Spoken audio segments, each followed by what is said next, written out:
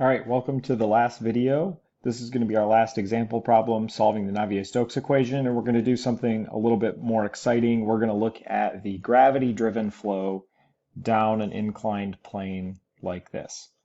So let's first think about what the flow could look like. There's going to be gravity that's pushing us down. It's going to be easier rather than defining our axes with respect to Earth like this. It's going to be easier if we tip our axes and redefine a new set of axes in the plane of our flow. So this is often a good trick. So we'll call Y, X, and Z. Just like we did when we were doing things with control volumes that were moving, it's often, or when we were doing things with fluid statics, it often makes sense to redefine things not with respect to Earth, but with respect to our flow. So we'll call the Earth axes Y bar, X bar, and Z bar, and we'll call X, Y, and Z the direction of our flow. This is a gravity-driven flow, so we can say a couple things about it. So if we think about it at this bottom surface,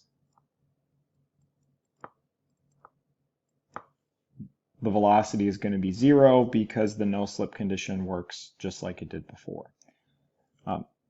We're going to have gravity pointing down like that. We'll have to handle that in a little bit.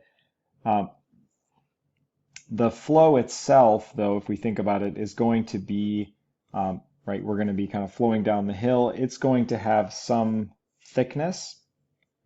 So I'm going to draw this top surface here. Maybe I'll draw it with my blue. This top surface here is maybe going to look like that. It's going to be of some thickness. So let's give that a dimension. Let's call it, for lack of a better variable, we'll call it B. Now the flow, again, we can kind of see what shape this is going to be. It's going to be 0 velocity here at the bottom. It's going to be moving from left to right down the wall, and it's going to be its fastest farthest away from the wall. So maybe it looks something like this. Again, I don't know exactly what it's going to look like. Well, I do, but we can at least look at this. And the second thing that we can think of is really what's happening here at this top surface. And this is where boundary conditions become a little bit interesting. So we don't have a no-slip condition here. We do, though, have a maximum speed. And we actually know something about that maximum speed because that's going to be a spot where we have, say, water down here and air up here. There is going to be maybe a very, very, very little viscosity from the air, but that's essentially going to be an unrestricted surface. There's not really going to be anything resisting the motion of that surface. So we could say that the shear stress, tau yx, is equal to 0. Or it's at least really close to 0 because, again, we do have some air resistance at that top surface, but air has really, really low viscosity. So we could say alternatively that the derivative of the velocity at that point is equal to 0. So that kind of sets up our problem. Now what we're going to do is try to actually set this up and solve it. So we can zoom out a little bit and look down here. So we have a lot of the same things happening in this flow that we did in the previous examples. So maybe take some time yourself and see if you can use these 4 things and cross out as the correct terms in the Navier-Stokes equation. All right, so jump back with me, see if you got it right. we're going to look at some of these same things. So steady state, no change with time, that's going to cross out these pieces that have to do with time. We have our flow in what is now the x direction because we redefined it.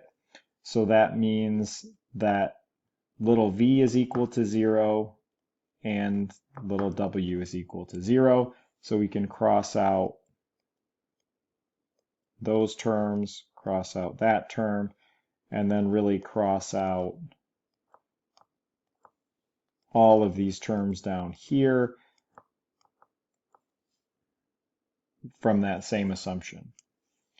So gravity is in the x and y direction because our axes are tipped. So I can cross out this guy down here, but I can't cross out either of the other two. That's fine. The last thing that we can do, we know the flow is kind of constant in that x direction, and our change is in the up and down direction, or what is kind of our tipped up and down direction, y. So we don't have a change du dx equals 0 and du dz equals 0. So that allows us to cross out this term, and this term from our top equation. We also know that our flow is driven by gravity and not pressure, so maybe I should have crossed this out earlier. But if we don't have any pressure gradient in the x direction, we can cross out that pressure gradient. Everything's at atmospheric pressure. We don't have anything pushing the flow other than gravity. We can take this now and write our simplified Navier-Stokes equation along with our boundary conditions. So again, this is going to be, this second boundary condition is no shear stress.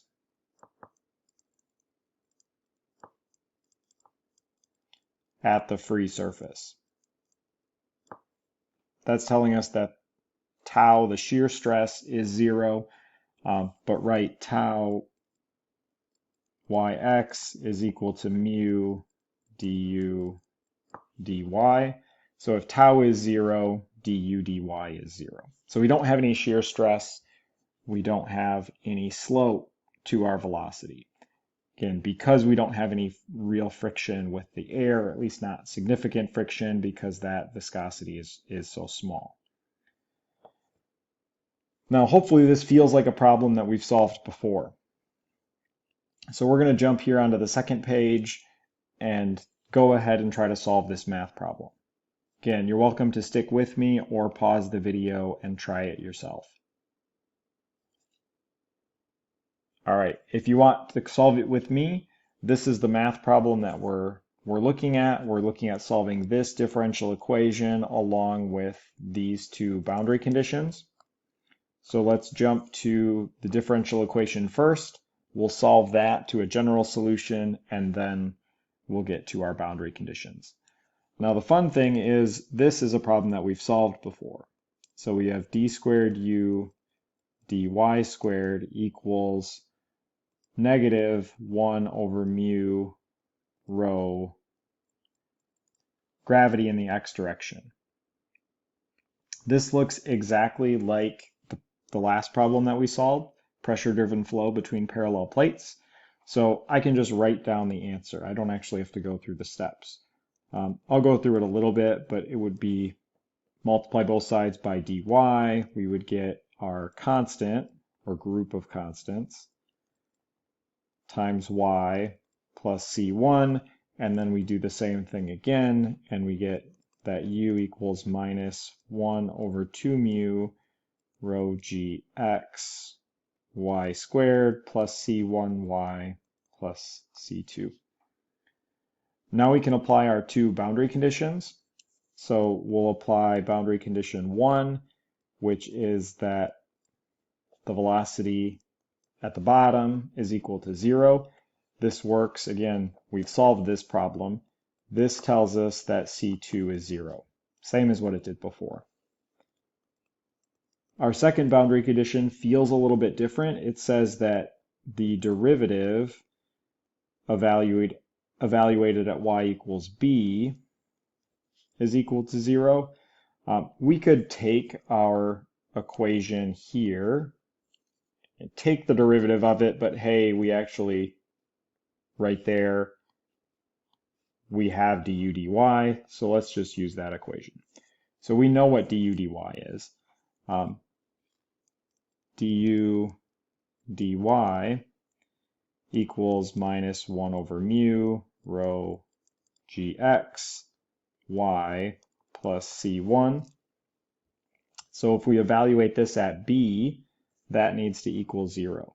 So 0 equals minus 1 over mu rho gx evaluated at b plus c1. So this tells us that c1 is equal to positive that whole group of constants, 1 over mu rho gx b. Now we can take this value of c1, plug it in up there, and we've reached our general solution.